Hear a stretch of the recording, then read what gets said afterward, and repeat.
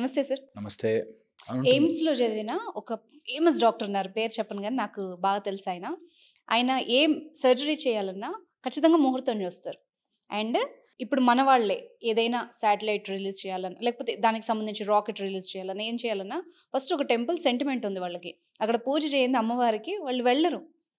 So, వాళ్ళు నమ్మినప్పుడు normal common పీపుల్‌కే ఎందుకు ఇన్ని క్వెషన్స్? ఎందుకు అంటే కామన్ పీపుల్ వాళ్ళ లైఫ్‌లో అంత ఎక్స్‌పీరియన్స్ చేయరు కాబట్టి. ఇప్పుడు నేను ఒక బల్బ్ కనిపెట్టాలి అంటే 1000 సార్లు ఎక్స్‌పెరిమెంట్ చేసి ఫెయిల్ అవ్వాలి. హ్మ్. 1001 వచ్చే ఛాన్స్ ఉంటుంది. ఆ 1000 సార్లకి నాకు ఫండింగ్ రావాలి. నార్మల్ పీపుల్‌కి అంత టైం ఉండదు. అంత రిసర్చ్ చేయలేరు. అంత మైండ్ పెట్టలేరు కాబట్టి దే జస్ట్ సే ఓకే. ఇది అవ్వదు. ఇది హ్మ్. జరగదు అన్నట్టు వదిలేస్తారు. నేనేమంటానంటే అది కూడా నమ్మద్దు. ఇది కూడా నమ్మద్దు. You try in your life. Spirituality ఎక్కాలి అంటే ఎక్స్పీరియన్స్ ఇట్. అవునా? నిజంగా దేవుడు ఉంటాడా? నిజంగా అవుతుందా? నేను చేస్తా. What is the criteria? ఆ క్రైటీరియా ఫాలో అవుతా. నేను ఇక్కడి నుంచి మార్స్‌కి వెళ్ళిపోతాము. ఆ మార్స్ లోపల ఏదైనా దొరుకుతుంది. అక్కడ ఇల్లు కట్టుకుంటాము అన్నాడనుకో. నేను ఎట్లా నమ్మాలి బాస్? హౌ? ఎలా నమ్మాలి అంటే మనకి రీసెర్చ్ జరుగుతుంది. అలాగే నువ్వు ఇలాంటి విద్య తీసుకో. సౌర మార్గంలో వెళ్ళు, లేకపోతే శాక్తేయం వెళ్ళు, అమ్మవారి సాధనలు చేయి, దశమహావిద్యలు చేయి, లేకపోతే ఇంకోటి ఏం చేయను అనుకో, దాని మీద ఫండింగ్ అయ్యి చాలా మంచి రీసెర్చ్ జరగాలి. ఎవడెవడికి ఉపయోగపడుతుందో ఉపయోగపడాలి.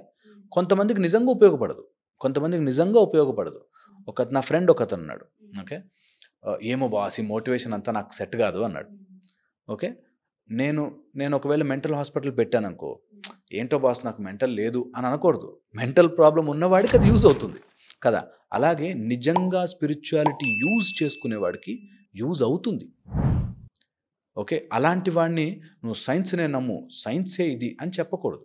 బికాజ్ మనుషులు వేరు వేరు, మనుషుల యొక్క ఎక్స్పీరియన్స్ వేరు. దీన్ని మార్కెట్ చేసుకుని, మూఢనమ్మకాలని మార్కెట్ చేసుకుని నిమ్మకాయలు అమ్ముకునే వాళ్ళు కూడా ఉన్నారు. లేదనట్లే. అలాంటి వాళ్ళ మీద కూడా మేము ఫైట్ చేస్తాం. మూఢనమ్మకాలు చేసుకుని అమ్ముకునే బ్యాచ్ డెఫినెట్లీ ఉన్నారు. ఎట్ ద సేమ్ టైం దాని రియల్ సైన్స్ని పక్కనకు తోసేయకూడదు. రియల్ సైన్స్ని ఎప్పుడూ పక్కన తోయకూడదు. ఎందుకు చెప్తున్నానంటే మనకి సైన్స్లో కూడా నువ్వు ఎక్కువ రోజులు ఉండాలి హాస్పిటల్లో అని రాంగ్ డయాగ్నోసిల్ చేసి ట్రీట్మెంట్లు చేసేవాళ్ళు ఉన్నారు. అలా అని సైన్స్ తప్పు కాదు. అలాగే స్పిరిచువాలిటీలో కూడా మోసం చేసేవాళ్ళు, లేకపోతే ఓవర్ నైట్ ఏదో అయిపోవాలని వచ్చేవాళ్ళు అన్ని ఉంటారు. సెక్టర్స్‌లో ఎక్కడో ఒక బ్యాచ్ ఉంటుంది. Exactly my point. సో అందుకని స్పిరిచువాలిటీని వదిలేయకూడదు. ఎన్నో రకాల మానసిక సమస్యలకి స్పిరిచువాలిటీ చాలా మార్గం చూపిస్తుంది. ఒక గుడి, just go SIT in corner in a temple, అక్కడ ఎంత ప్రశాంతత వస్తుందో 100 రోజులు మనం కౌన్సిలింగ్కి వెళ్ళినా రాదు. 100 days కౌన్సిలింగ్కి వెళ్ళినా రాదు. అంత బ్యూటిఫుల్ పవర్స్ మనకి ఈజీ మెథడ్స్లో చెప్పేశారు. Easy method. పొద్దున్న లేస్తుంటే భూమిని దండం పెట్టుకోరా, కర అగ్రే వసతే లక్ష్మి అని చెప్పి చేతులు చూసుకోరా, భూమిని దండం పెట్టుకోరా, అన్ని నేచర్ని సరిగ్గా చూసుకోరా, అన్నీ బాగుంటాయి. ఇప్పుడు నేచర్ డ్యామేజ్ అయిన ప్రతి ప్లేస్ చూడండి, యూ విల్ గో మ్యాడ్. ఆ ప్లేస్లో ఎక్కువ రోజులు ఉండలేరు. వేడి, తర్వాత పొల్యూషన్, అన్ని రకాలు జరుగుతాయి. ఇది మన వాళ్ళకి తెలుసు.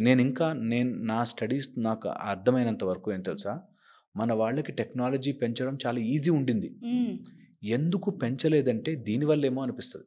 ఇప్పుడు చూడండి, ఫోన్కి అడిక్ట్ అయిపోయి ఓన్లీ ఫోన్ అడిక్షన్ తగ్గించుకోవడానికి మా దగ్గరికి పిల్లల్ని ఇంతమందిని తీసుకొస్తారు. Per month 20-30 only phone addictions తగ్గడానికి పిల్లల్ని.